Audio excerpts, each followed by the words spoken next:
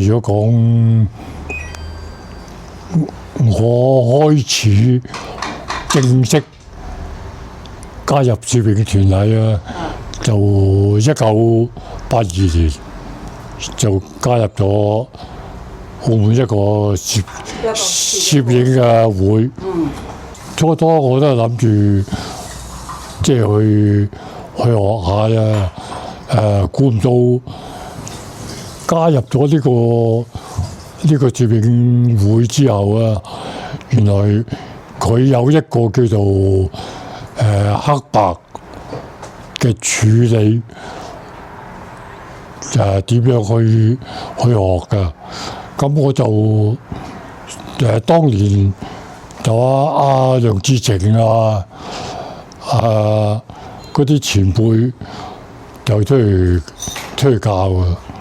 教我哋即係點去認識嗰個黑白嘅作品。咁我初我對黑白完全一啲認識都冇嘅。咁後來我睇下佢哋嗰啲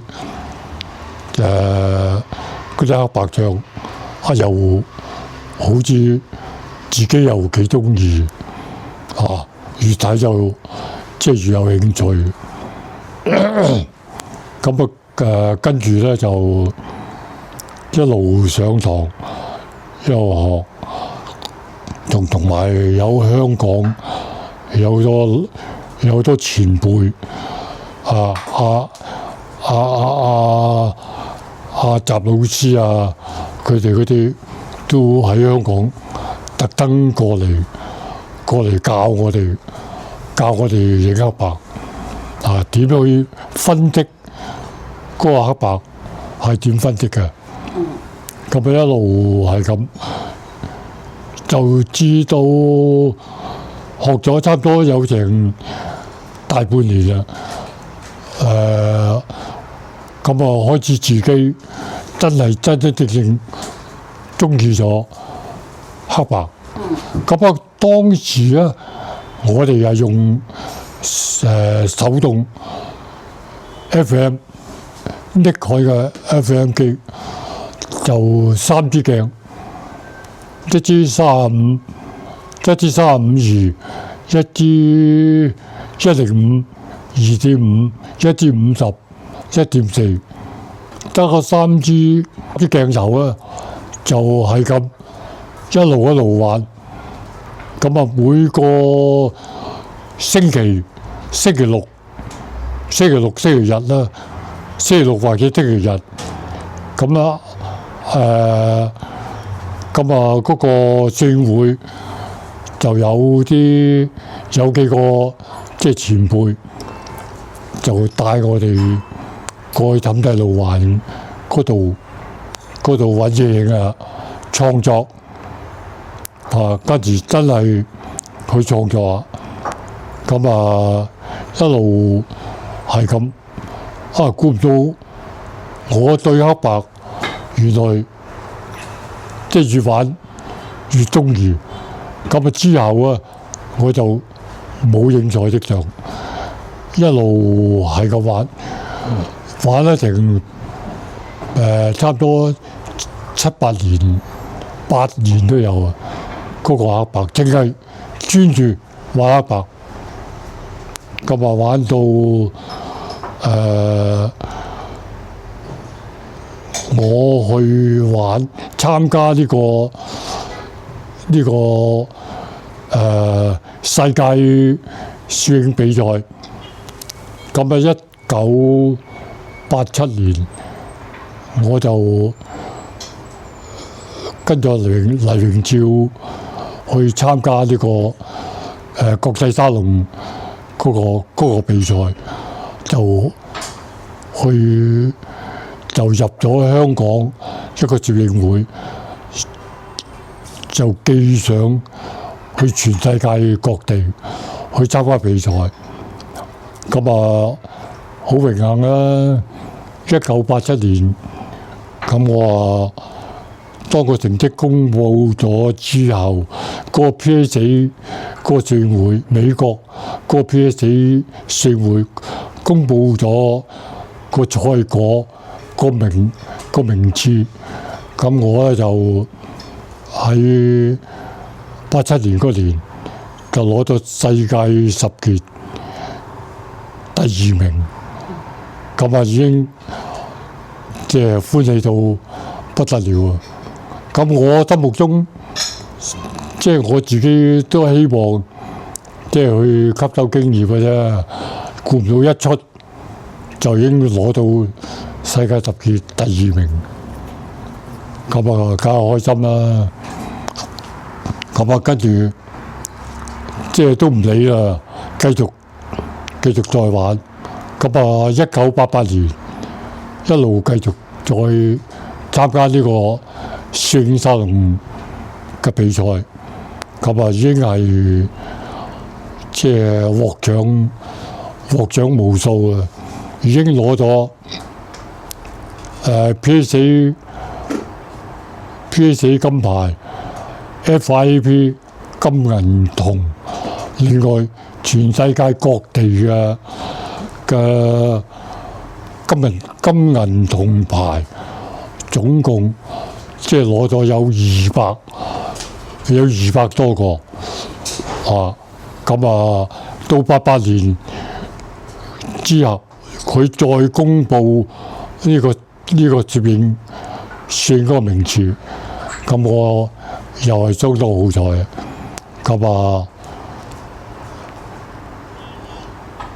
贏咗香港嗰個同我對打喎，又贏咗佢10張相咗啦，咁啊攞咗個世界10傑第1，咁我連續攞2個世界10傑，一個第2，一個第1，已經係非常之不得了啊！咁啊我又首先我多謝阿黎生啊，阿黎生即係教我即係點樣去玩呢個國際沙龍啊，影啲咩嘅題材啊，點樣去玩啊，咁啊跟住我玩黑白都好辛苦㗎嗰幾年，因為點解辛苦啊？我影嗰啲菲林，影完翻去自己沖完又要放咁大張相20去參加比賽，咁啊每一年咧，佢差唔多國際沙龍嗰度全世界啊，差唔多有成70個國家你要去交相嘅，咁啊另外每個國家嗰個參加費為咗大約5蚊6蚊美金咁樣下，咁啊你計啊，即係80個國家係咪啊？5蚊一個，500中4都4000啦，432都3萬幾啊！跟住以當時嚟講，80幾年，我真係好辛苦。即係跟住我有2個細路哥添，又要讀書又要成，咁啊我都話會唔會自己即係入錯行啊？即係人哋已經講話攝影就窮3代，我啊真係窮足3代，窮到而家今時今日，我都係窮嘅，一樣乜都冇。係啊，而家有啊，嗰紮生手鐵咯，同埋啲相嗰啲嘢，咁我冇辦法啦。邊個叫你中意啊？咁我一玩咗40幾年啦，唔經唔覺玩咗40幾年。咁又講翻之前啊，咁啊，世界周龍十傑公佈咗之後咧，我就開始唔玩沙龍啦，即係再冇去參加任何嘅轉比賽，嗰啲銀龍啊，嗰啲咁啊，我都冇玩嘅。咁啊，跟住，我試過8、9年之後，我試過停咗冇影相，我停咗半年，完全係未摸過相機，未出去出邊影過相。咁啊，後尾覺得即係點解？即係孤零零，即係冇啲嘢去調劑自己啊！咁啊，跟住又去學啊，跟住開始去學咩啊？學幻燈片，學影幻燈片。咁啊，一路係咁影，一路影。我就好中意影相，去嘗試即係不同嘅嘢嘅啊，黑白彩色幻燈片，上次幻燈片添。幻燈片你最重要，你又要曝光，個曝光要非常準啊！咁啊，跟住去影幻燈片，跟住用120。就用蝦蘇，咁啊去旅行啦，咁啊去好多地方旅行，都係孭兩部機，一部135，一部蝦蘇，一大袋鏡頭，唉，家姐唔識死，跟住因為點啊？後生可以拎幾多，孭到幾多。跟住仲係未有背囊嘅，咩斜咩袋？你話跟住幾巴閉？跟住而家即係自己諗翻，即係黐線，即係影相點解又要使咁多錢，又要去玩啦？啊，得出個結果係咩啊？就係呢種就係樂趣。就係呢個過程啊！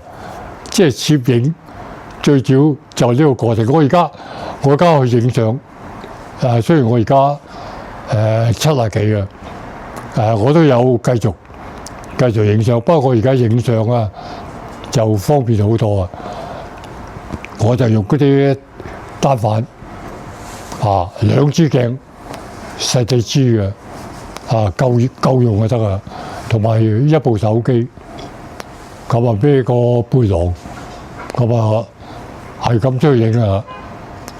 而家都係咁，即係點解？我好中意去嘗試，即係自己中意嘅嘢，即係去影完翻嚟就滿足我自己。即係點解啊？即係我影相，我好中意就運用光影。呢樣嘢，因為佢個光影啊，嗰個對比，個立體感啊，當你影到你自己真係影到嘅光影嘅相，翻嚟你自己喺個電腦嗰度睇翻，係非常之有一種滿足感啊！未必話一定要人哋認同。我而家我影相，我唔需要人哋認同，我係要我自己嗰個攝影過程，我自己行個路，我自己影咗出嚟，我自己睇翻，欣賞、開心，嗰種樂趣就喺呢度啊！所以我而家個影相啊，有好多嘢我見到乜我影乜，好似有一個時期，我就中意影舞蹈，即係你知澳門啦，每年都有一個隔年都有一個舞蹈國際舞蹈表演嘅。咁啊，跟住死撲爛撲，有撲飛。我諗你好多人都試過，晏晝2點鐘已經坐咗喺嗰個綜藝館嗰度已經坐地下喺度等入場。佢8點鐘先開始，你2點鐘已經去坐度排隊。點解要坐度排隊啊？就希望排到頭位，早啲入去攞到個最終自己最中意嗰個位，就喺嗰個影舞台。我影舞台啊，我就唔中意話後期，即係影後期製作。我中意一剔過，即係我中意佢。即係我自己嘅經驗啊，我中意用個快門啦，就係用4分1秒、8分1秒。其他嗰啲15分1、30、60嗰啲，我好少用嘅。我唔中意影嗰啲舞台動作撐，即係死咕咕。我中意佢有靜有動，同埋有一個線條出嚟，有一個線條，個線條美嗰種美感先能夠吸引。所以我就成日影相，就去追求我自己即係理想嘅嘢。所以我影相影到癲㗎。我影舞台有我自己嗰套，我喜歡用4分1秒、8分1秒。咁啊，光圈嗰度我唔理佢嘅。點解我唔理佢咧？因為我用個 MO 啊。咁我 set 咗佢係4分1或者8分1。咁我睇嗰場舞4分1啱啊！咁我就全場由頭到尾我都係4分1。最緊要有陣時我原本買一齊，我就校翻8分1。咁啊，嗰個光圈咧，我就用通常嗰啲燈光，你知舞台啲燈光不停喺度變。咁你點去控制啊？咁你就要喺個室打，喺嗰個光圈嗰個旋轉嗰度。咁你一路睇住啲燈光，總之你唔好理嗰隻眼啦，你望住嗰個觀影器，一路喺望住燈光一變啦，咁你就將啲光圈一路 set 到去11、16、22、32，一路係咁如此類推。如果佢高一滯嘅，你咪去到22咯；如果佢低嘅，咁你咪如果低嘅，你咪去到10啊、11啊咁，即係咁樣去就嘅。所以我影舞台有我自己嗰個觀點角度。咁啊，我又玩，一路係咁玩，就玩舞台，係咁玩咧成10年，玩咗成10年。咁啊之後咧，我又即係覺得舞台我又去到某一個階段，即係已經即係滿足到我自己嘅要求，已經冇得再創新啦，冇得再創啊！即係再創都已經俾我創晒即係真係唔係誇張。我影舞台係另外一格嘅。開始啊！咁我就影完個舞蹈，影完舞蹈之後啊，我就又覺得。即係我再影翻舞蹈都冇乜新意，即係我覺得影來影去都係不過如此啫，都係咁上下，即係冇乜一個突破。即係我影相啊，我中意要每一個題材，我都想去嘗試點去影得個好。咁啊，我就咁啱就澳門就成立咗一個攝影會，就關於影雀仔嘅。咁啊，我就係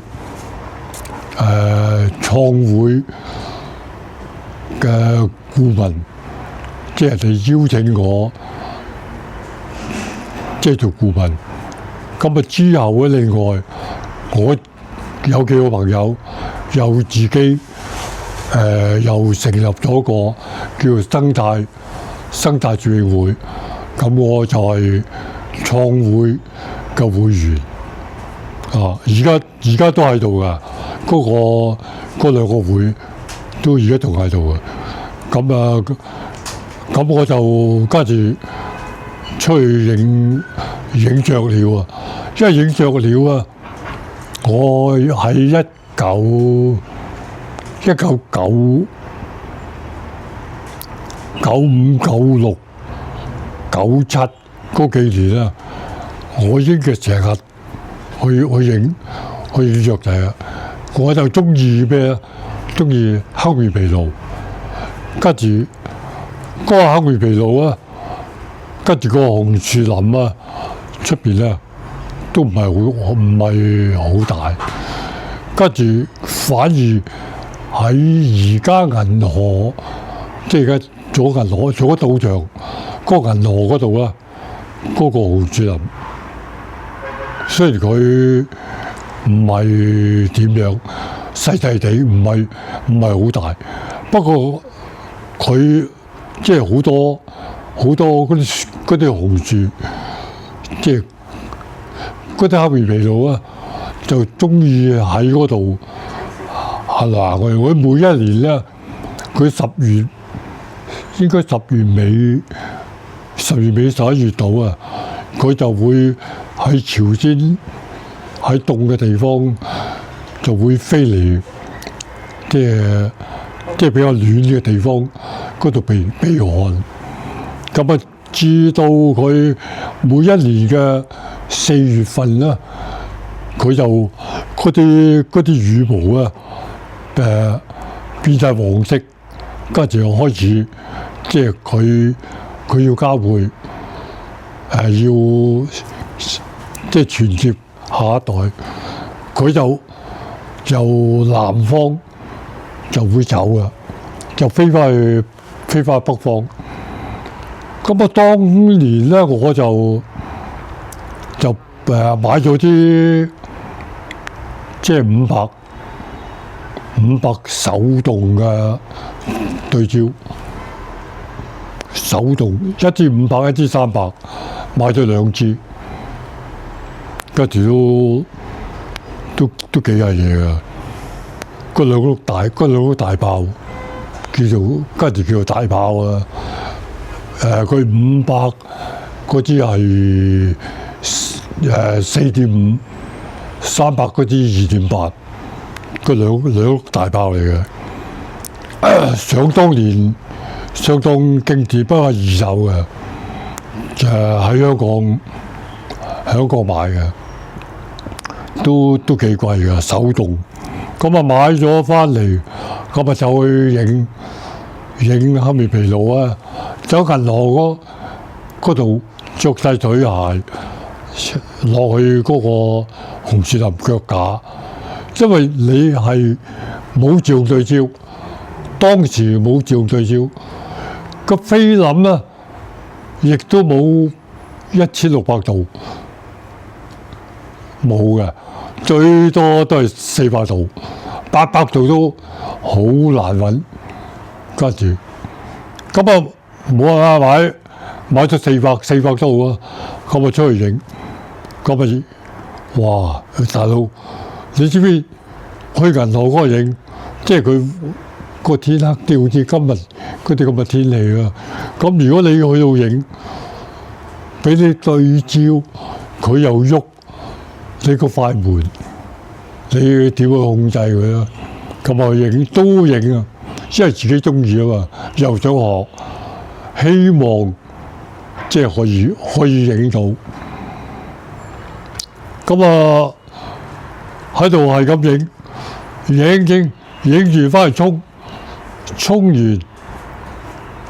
唔執嘅，多到唔執嘅，硬係爭少少，所以跟住就揾一張即係濕嘅，都非常之難。咁啊之後就冇影啦，又停咗影咗3年嘅黑面琵鷺。咁啊後尾又走咗去葡韻影白鷺啊，影白鷺又唔同啦。跟住葡韻後邊，跟住都未有個長廊，跟住係全部都係白鷺，即係白鷺喺度居住嘅。跟住就喺嗰度就影白鷺，一路係咁影。跟住開始啲菲林開始用到啊，跟住有1600，有800，有400，跟住可以，因為你葡韻嗰度比較光啲啊，佢空曠就比較光，咁咪就去嗰度又影，一路係咁影，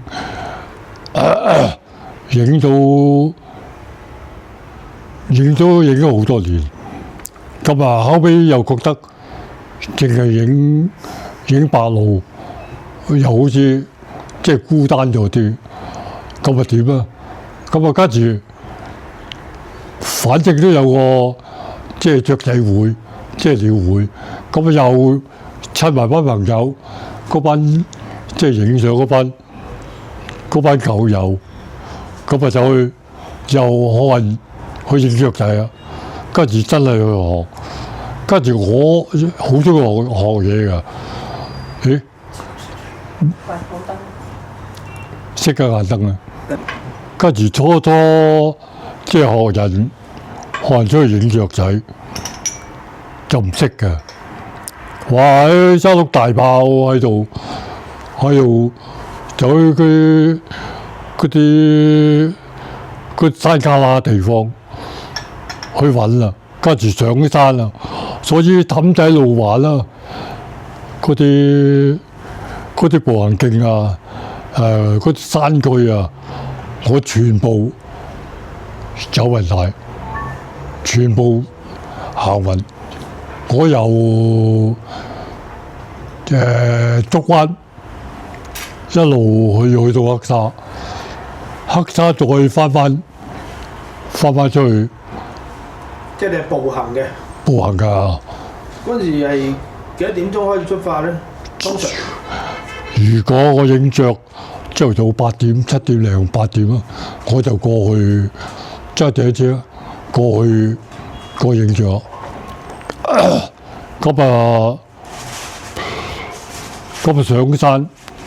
上山你即係好恐怖㗎嘛！即係點恐怖啊？嗰啲草啊，嗰啲草好高啊！有蛇。我見蛇啊，都唔知見得幾多。初咧我就驚，即係後尾耐咗，知道嗰蛇嘅個性。原來啲蛇啊，佢係驚人嘅。咁我哋去嗰陣時咧，就揾支腳架，動佢地下，因為嗰蛇啊，嗰個聽覺，好靈敏啊！即係當你唔好話動啊，你行，你接近佢啊，佢都已經係揾地方走啊！所以後來我知道咗，使乜驚啊？即係動技下先至行過去，咁啊又去孭咗炮，就去追雀。咁啊初去影雀啊，都唔識好多唔識，因為嗰陣時香港有好多攝影嘅前輩，即係影像嘅前輩，特登喺香港過嚟澳門影，即係佢貪澳門，即係嗰山頭，即係多雀，跟住民署啊，都未識去清理個山頭嗰啲樹，嗰啲花草樹木，同埋嗰個地下嗰啲草啊，佢都未去搞啊。跟住咁啊，香港啲人就中意佢咩啊？中意澳門個環境自然啊。咁啊，走特登夜晚搭夜船過嚟澳門租酒店住一晚，咁啊星期日咁啊走上山去追著影啊！原來佢香港人影像啊，有一個習慣性又點啊？就帶埋嗰啲蟲啊，就放喺嗰啲樹枝度。咁啊，引呢隻雀仔，你知道嗰啲雀仔冇得食，佢唔開心噶嘛。咁啊，食下，佢又會飛，食完嗰條蟲，佢又走又兜個圈，佢又翻嚟睇下佢冇得食啊咁。原來啲雀鳥啊係有性嘅，佢睇到你幾時放條蟲落去，你一走開咗，佢又兜翻嚟，就捉佢條蟲食。不過你影嗰陣時啊，最好佢食蟲啊，你又冇即係影咗都唔好鋪出嚟，即係費事俾人睇到。只要你都唔係自然嘅，你又喂啊。咁啊，跟住之後啊，至到而家啲人去影像都係放蟲去喂佢。曾經有人放蟲放到幾乎即係打交，去為影像幾乎打交。我見到好多啲咁嘅嘢。咁啊，後尾又影咗幾年啦，影雀仔，咁啊都影咗唔少啊。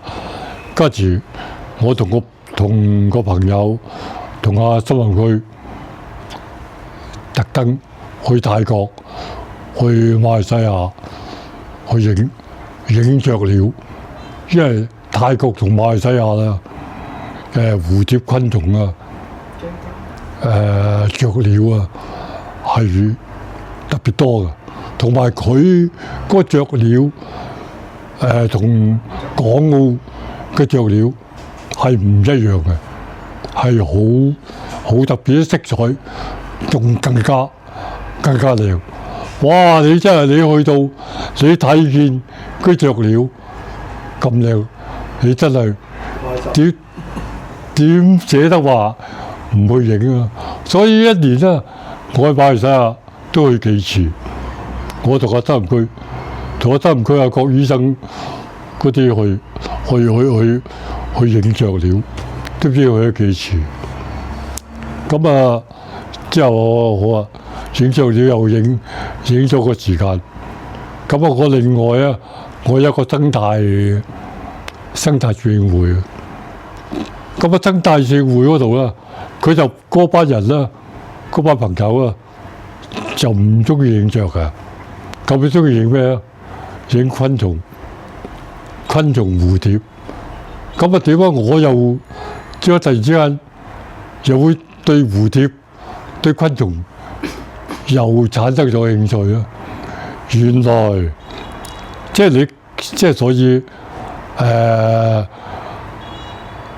你無論你嘅年紀幾大，你喺攝影圈嗰個時間有幾長，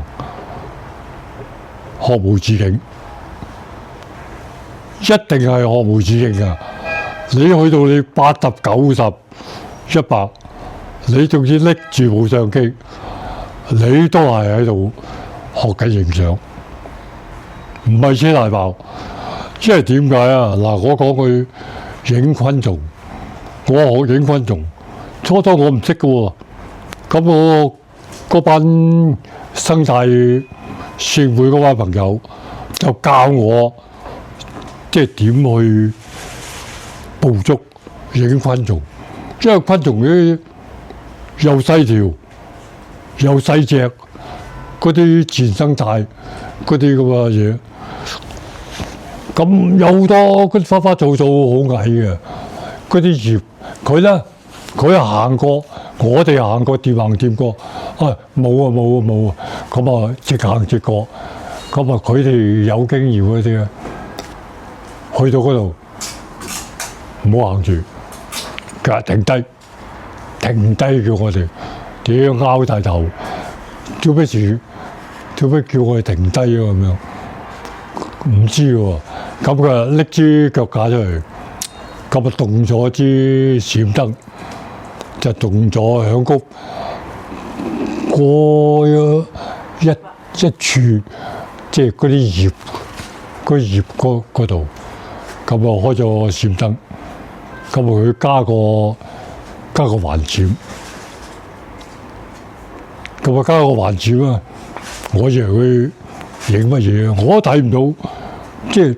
喂，影乜嘢？乜都冇喎，係咪啊？跟住嗰種好奇心啊，係相當之大。跟住佢話：你踎低啊，叫我踎低你睇下，你耷低頭裝翻上去個葉底。佢話喺個葉底嗰度有嘢，咁得意？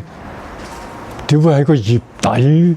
嗰度你都知道，你掂行掂過，你企喺度行，嗰棵樹得咁高，你喂大佬你都睇唔到個葉底有嘢，原來嗰啲就係佢哋個經驗啊！佢睇到嗰塊葉係俾嗰啲昆蟲食過，有些少痕跡喺度，佢就叫你，佢話呢度有嘢，咁我咪自己又去即係睇下係咪咯？一攣低個頭一裝就話：咦，真係喎咁。咁有乜辦法你去影相？即係嗰種個心態，即係原來影昆蟲嗰個經驗。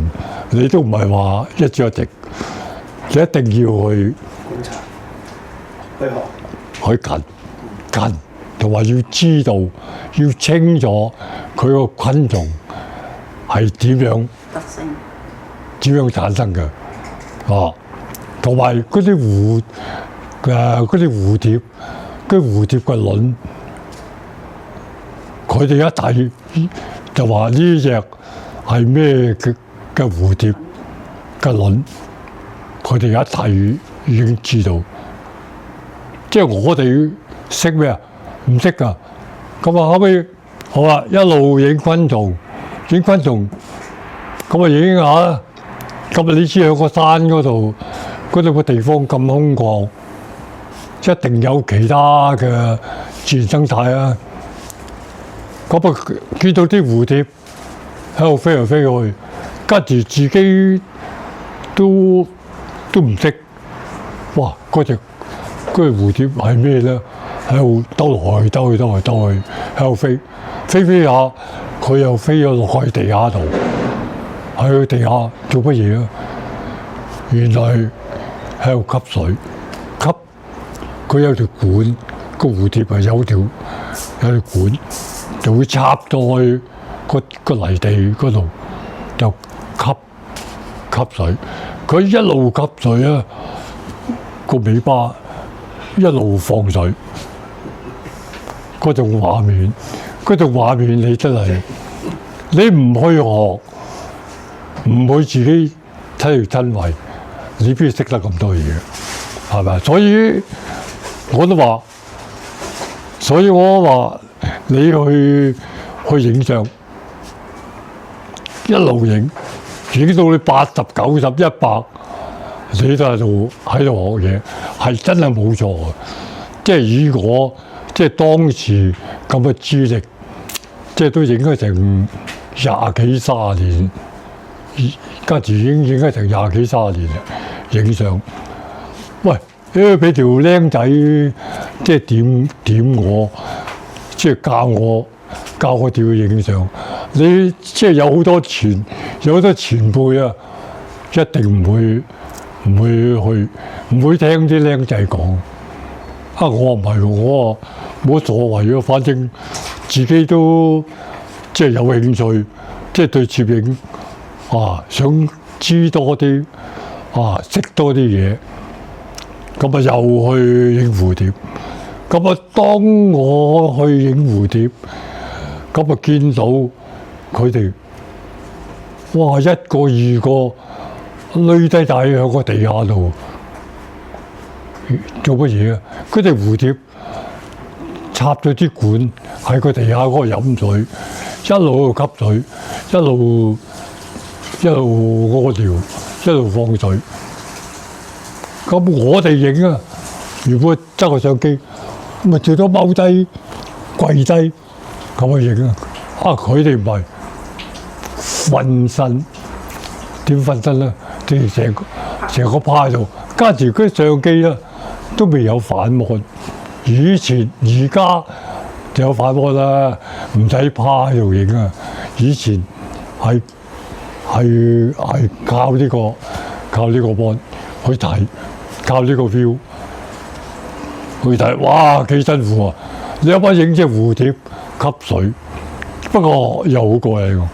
嗰啲蝴蝶咧，你一路影，你趴喺個地下去影，佢喺度吸水啊！佢唔驚人嘅，你喐就唔得。你一路慢慢一路喺個地下，越影越近，越趴越近。初影梗係有一段距離嘅。當你一路趴到咪可以用 macro， 都可以影到。咁啊，初我最記得我影第一隻蝴蝶就影嗰隻報喜，細仔隻，佢色彩啊，紅黃藍全部有齊晒，細仔隻。哇！我同佢哋講，咁細隻有咩靚啊？個蝴蝶你睇嗰啲鳳蝶。佢青鳳嗰啲咁大隻，話嗰啲咁嘅豆腐膶咁大隻，嗰啲咁大隻，差好遠喎咁。原來佢話佢係報喜啊！你睇佢，原來佢個顏色，原來個顏色啊係多於一切嘅，多過你好多嘅蝴蝶。咁啊，後尾跟住我又去。一路影昆蟲，一路影蝴蝶，我咪影到一路行山，影到剝晒衫啊！跟住特登走去哥倫比亞買嗰啲衫褲啊，全部都係快乾嘅，即係快乾長袖，千字長袖，因為你好曬噶嘛，你行山，咁啊去到已經全身濕晒。開始好。咁咧我就影相影到發電，影蝴蝶昆蟲。咁啊點咧？你如果你着嗰恤衫、嗰褲，你唔去買啲靚啲嘅快乾嗰衫啊，你冇辦法，因為太熱啦。你個山嗰度，哇大佬出猛熱頭。正午跟住成40、50度啊！你點定啊？我影到嗰衫全部濕晒，濕咪入咗濕啦，濕到跟住去到有啲樹嘅地方，佢個山有一樣好，就好多水牛，好多水牛，你可以將件衫洗晒啲汗，咁我跟住搭去嗰啲草嗰度，一曬一陣已經乾，我就可以有毛巾帶埋上去嘅，咁攞毛巾抹下個身，透涼咗之後，咁啊繼續再嚟過。由我行我素啊，咁啊照去啊，咁啊去影，見到蝴蝶影蝴蝶，見到昆蟲影昆蟲，咁啊影蝴蝶啊，我咪頭先講咗話嗰個生態會，我有一班朋友，佢就響泰國翻嚟嘅，翻嚟澳門做嘢嘅。咁啊點解我會識到佢啊？識到即係佢哋響泰國，你都識到。今日我有一個朋友，有一個同事，就識得響泰國翻嚟澳門做嘢嘅朋友，咁佢介紹俾我識。原來佢又中意影昆蟲蝴蝶，咁佢又就開始即係知道我影相即係嗰個資歷㗎。咁佢又想學嘢，我又想學嘢，即係大家都想即係交流，即係嗰個心得。咁我就跟咗佢去影蝴蝶、昆蟲，都跟咗佢都好多年啦。咁啊，後尾佢又教咗我好多嘢添，即係你點影到有蝴蝶，即係會定咗，即係企喺嗰啲花嗰度吸蜜啊，吸啲花蜜。即係你點會影到啊？原來佢有個秘訣。咁啲蝴蝶你擺咩喺度啊？擺蟲啊？梗唔係擺蟲啦，嚇！你估中啲啊？唔係，佢將嗰啲菠蘿搞爛佢。就然之後放啲蜜，開氣佢，咁啊裝落個噴壺嗰度，咁啊細細個咁，去到入到嗰個樹林嗰度，你唔知佢有冇蝴蝶㗎？嗰個地方，你咪見到嗰棵樹。喺呢度啱轉，你個相機對同佢個距離差唔多，唔會話向上。喂，大佬你向上咪影嗰個天啊，個背景唔靚咯。啊，因為你通常你影蝴蝶都係用300、400啊，嗰啲咁嘅定焦鏡影。咁啊之後，原來佢哋用嗰啲菠蘿。去到嗰個地方行過，喺度拎個壺出嚟。佢初唔肯教我㗎，收得埋嘅。後尾我見咧，哇！你做乜鬼啊？你一班嘢拎啲嘢出去噴落嗰啲樹嗰度，又揀啱嗰個高度，咁啊跟住行。行啊，走啊！我話你噴啲咩落去啊？佢唔肯講，死都唔肯講。咁啊，當我哋一路行又去山嗰度，見到昆蟲影昆蟲，見到蝴蝶影蝴蝶。好啦，大約1個鐘頭或者半個鐘頭之後，都行晒啦嗰度。咁我翻轉頭出嚟啊！出嚟你噴過，佢淨係噴過嗰個地方，已經有料啊，有料到啊！點有料到啊？個蝴蝶平時你係影唔到嘅，即係佢唔會停啊，佢唔會停低俾你影啊。原來佢噴咗嗰啲菠蘿汁喺度啊，個蝴蝶一吸完之後啊，佢就嗡噶，點嗡啊？佢直情暈啊！成隻蝴蝶企咗度唔喐噶，佢任你點影啊！咁得意啊！嗱，呢啲你真係好難。如果你係唔係跟人學嘅，你點會識得即係個理論嗰個基礎係點樣？咁啊，我又影咗成7-8年都有啊，影蝴蝶。咁啊，好榮幸就影咗一批喺澳門，真係喺澳門影嘅蝴蝶，影咗有100幾種嘅蝴蝶，係不同嘅，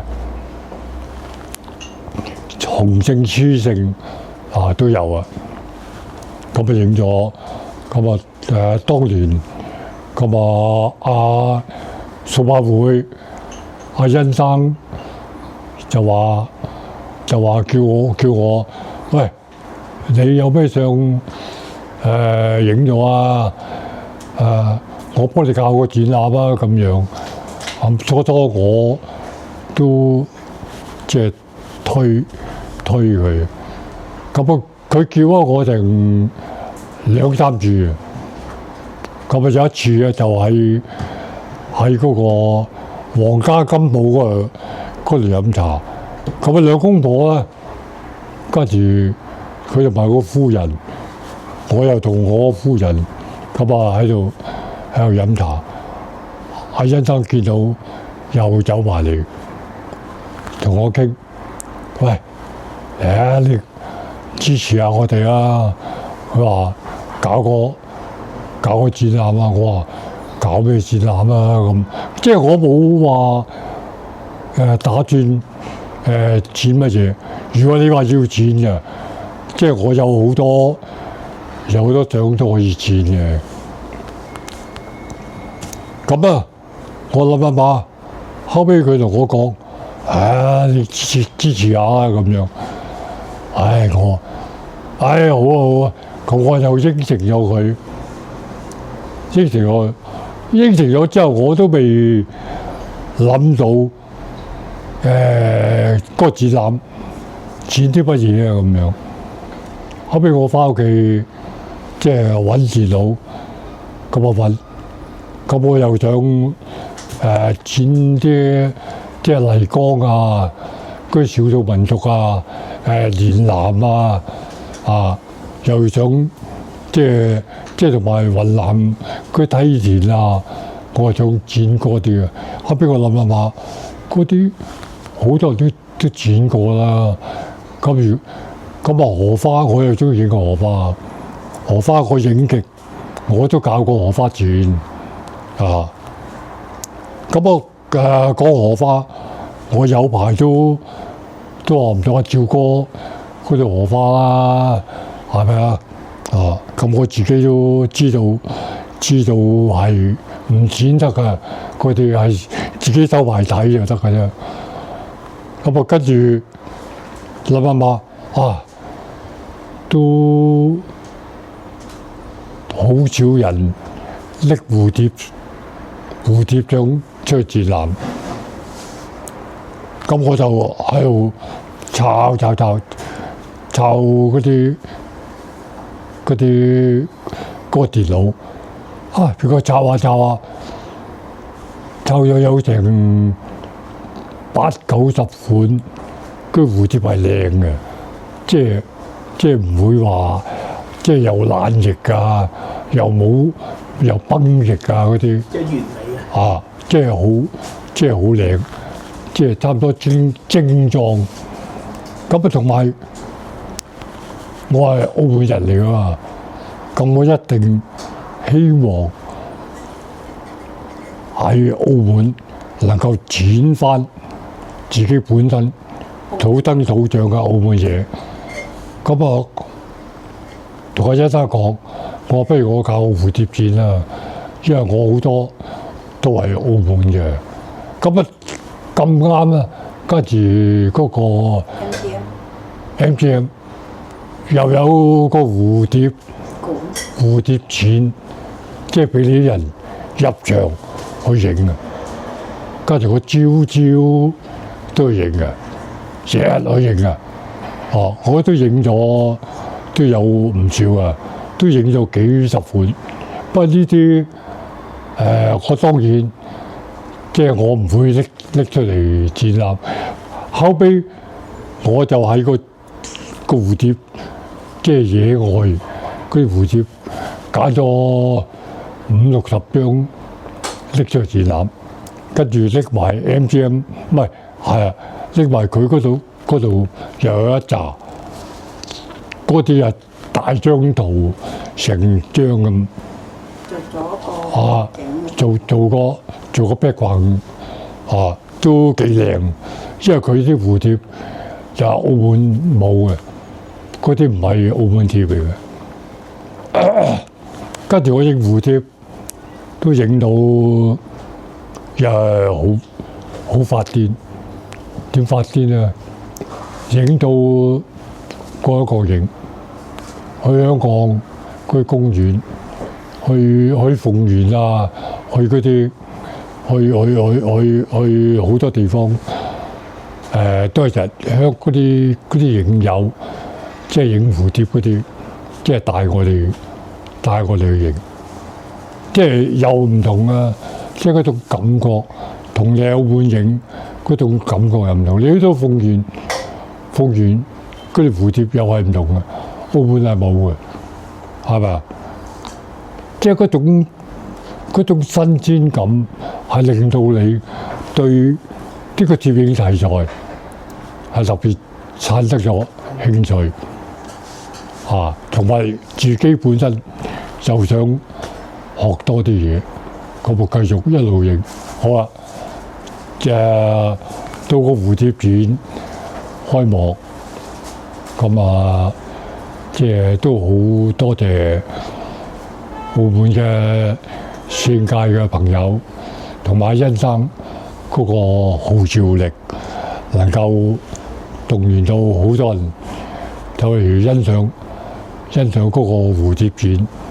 啊，當年嚟講啊，嗰個蝴蝶展啊，開幕嗰日啦，我都未見過有攝影展覽爆晒，即係咁多人去睇，同埋咁多花籃，成個盧九出到堂嗰度鋪滿晒，嗰啲花籃多到不得了。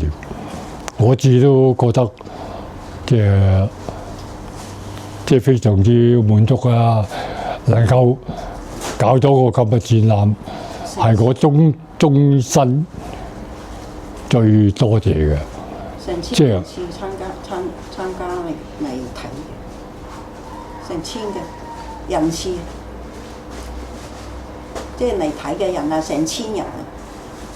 係啊，好多人。係啊，嗰日嚟睇嗰個開幕嗰個展覽，同埋佢有個講座，差唔多成1000人嚟。咁亦都好多謝剪彩嘉賓，我就能夠請到崔世平。即係崔世平，我點解識佢啊？我就係嗰個雀鳥會嗰度識佢嘅，原來佢又係雀鳥會嗰度嗰啲顧問，所以我即係咁有面子，即係請到崔世平嚟剪彩。佢嗰日嚟剪彩嗰日咧，又咁啱轉，即係同剪廠嗰日開幕，唔知咩有個開幕典禮嘅，佢一定要出席，因為佢同做主席嚟噶嘛。咁啊變得剪彩嗰度咧，佢就嚟唔到，佢就派咗個即係佢個助手阿張九齡老師就去幫佢剪彩。咁當剪完彩啊，即係派書嗰陣時，嗰個講座完咗之後啊，阿崔世平佢真係嚟，佢都嚟，佢嚟支持我，嚟睇我嗰個蝴蝶片，啊，真係非常之開心，啊，好。咁一個影完蝴蝶之後啊，我就即係展覽咗之後就跟住去旅行啊，去雲南啊，去麗江啊，去竹河啊，上榕樹山啦，咁樣一路跟住一路去玩，又去影下相，都幾開心。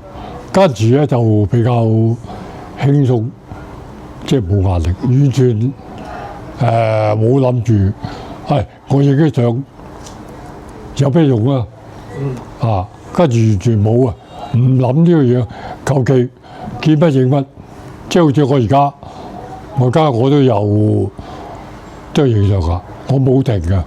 我每一日我都拎住一機兩鏡，一個單反，拎兩支鏡，一支長一支短，咁拎一部手機，咁去行街。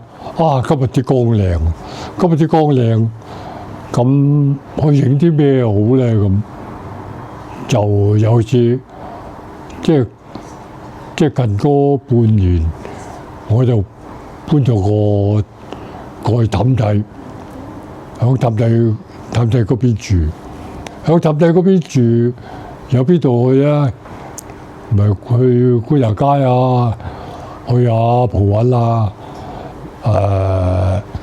去下張公園啊，行下嗰個長廊啊，嗰個高空長廊啊，咁跟住去下路環啊，咁見到乜就影乜，就主要都係去掃街啊，而家去打卡，一住去到冇地去，咪又去搭巴士去馬國，馬國而家啱光喎，晏晝咁又去馬國嗰度影個零兩個鐘頭。咦，今日初一15喎，馬國嗰度即係多嘢影，即係多人去拜神燒香，咁又去踎個晏晝，咁有時就搭下高鐵就去再遊下車河去到嗰度就停低，又去打下卡，咁跟住走啊！我而家個生活都係咁啊！日日都去行下，去揾嘢食，去掃下街，打卡。最好我哋而家去打卡，去影人都唔怕噶，啲人都入嚟影，因為點解啊？佢嗰啲國內嚟嗰啲，佢都有打卡，大家鬥打卡咯，係咪啊？好開心，即係嗰種掃街啊，即係令到你，即係有一種樂趣啊！即係打卡嘅樂趣就係咁啊！而家係有一日嗰日就係咁。